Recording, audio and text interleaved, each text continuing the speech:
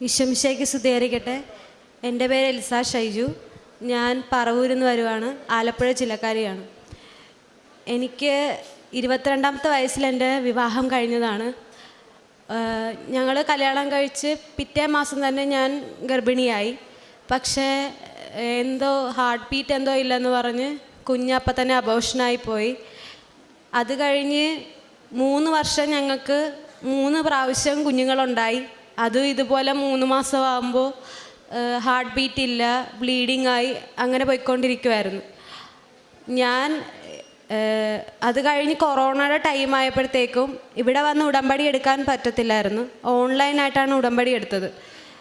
ആദ്യമൊന്നും എനിക്ക് അത്ര വിശ്വാസമില്ലായിരുന്നു. പിന്നെ ഞാൻ മാതാവിനോട് പ്രാർത്ഥിച്ച് ബൈബിള് എല്ലാ ദിവസവും വായിക്കുമായിരുന്നു.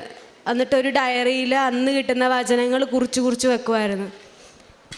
എനിക്ക് ഉടമ്പടി എടുത്ത് പിറ്റേ മാസം ഞങ്ങൾ ഇടിവെച്ച് പിരിഞ്ഞ്. അത് കഴിഞ്ഞ് പിന്നെ പ്രാർത്ഥിച്ച് തുടങ്ങിയപ്പോഴത്തേക്കും ചേട്ടൻ വന്ന് എന്നെ വിളിച്ച് ഞങ്ങൾ സംസാരിച്ച്.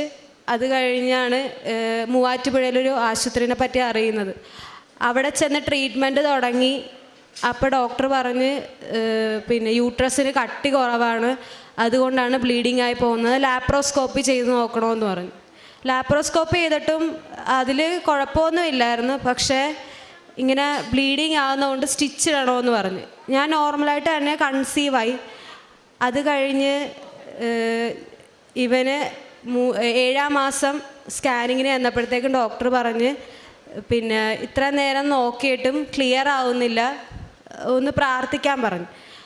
ഞാൻ പിന്നെ ചേട്ടൻ ഇതിനു മുമ്പ് ഇവിടെ ഉടമ്പടി എടുത്തിട്ടുണ്ടായിരുന്നു, കൊറോണ കാലങ്ങൾക്ക് മുമ്പ്. അപ്പോൾ ഉടമ്പടി പുസ്തകം എൻ്റെ കയ്യിലുണ്ട്. പ്രാർത്ഥന ചൊല്ലും. രാവിലെ എണീക്കും, 4:30-5:30 ആകുമ്പോഴത്തേക്കും ഉടമ്പടി പ്രാർത്ഥന ചൊല്ലും, പ്രഭാത പ്രാർത്ഥന ചൊല്ലും. വൈകിട്ട് അച്ഛൻ്റെ ധ്യാനം കേൾക്കും, പ്രാർത്ഥന സന്ധ്യാപ്രാർത്ഥന കേൾക്കും, സാക്ഷ്യം കേൾക്കും. ഇങ്ങനെ പ്രാർത്ഥിച്ചുകൊണ്ടിരിക്കുമ്പോഴത്തേക്കും ഞാൻ 8ാം മാസം കുഞ്ഞുമായിട്ട് ഇവിടെ വന്ന് സാക്ഷ്യം പറയാൻ നേർന്നതാണ്. പക്ഷെ എനിക്ക് പറ്റിയില്ല. 8ാം മാസം കുഞ്ഞിനെ വയറ്റിട്ടുകൊണ്ട് വന്ന് ഇവിടെ സാക്ഷ്യം പറയാനാണ് നേർന്നത്. പക്ഷെ എനിക്കതിന് സാധിച്ചില്ല. ഇപ്പം എൻ്റെ മകൻ 2 വയസ്സായി. ഞാൻ എപ്പോഴും പ്രാർത്ഥിക്കുമായിരുന്നു, മാതാവിൻ്റെ കയ്യിലിരിക്കുന്ന ഉണ്ണീശോനെ എനിക്ക് തരണേന്ന്. പക്ഷേ മാതാവ് എനിക്ക് അതുപോലെ ഒരു ഉണ്ണീനെ തന്നെയാണ് എനിക്ക് തന്നത്. താമസിച്ച് മാതാവിനോട് ഞാൻ മാപ്പ് പറയുവാണ്. ഇപ്പം എൻ്റെ മോൻ 2 വയസ്സായി. ആരോഗ്യമുള്ളൊരു കുഞ്ഞിനെ തന്നെ എനിക്ക് എൻ്റെ മാതാവ് തന്ന് അനുഗ്രഹിച്ച്. ഉണ്ണീശോനെ പോലെ തന്നെയാണ് എൻ്റെ മകൻ. ഇവിടെ കൊറോണ ടൈം ആയിരുന്നത് കൊണ്ട് എനിക്ക് പത്രം എടുത്ത് കൊടുക്കാനോ ഒന്നും പറ്റത്തില്ലായിരുന്നു. പക്ഷേ പ്രാർത്ഥന ഞാൻ മുടങ്ങാതെ ചൊല്ലും, ഇവിടുത്തെ സാക്ഷ്യങ്ങൾ ഞാൻ കേൾക്കും. അപ്പോൾ എനിക്ക് ഇവിടെ തോന്നാറുണ്ട് എന്നിലൂടെ ദൈവം പ്രവർത്തിക്കുന്നുണ്ട്. ഓരോ സാക്ഷ്യം കേൾക്കുമ്പോഴേ എൻ്റെ സാക്ഷ്യം എനിക്ക് പറയുന്ന കണക്കാണ് തോന്നിക്കൊണ്ടിരുന്നത്.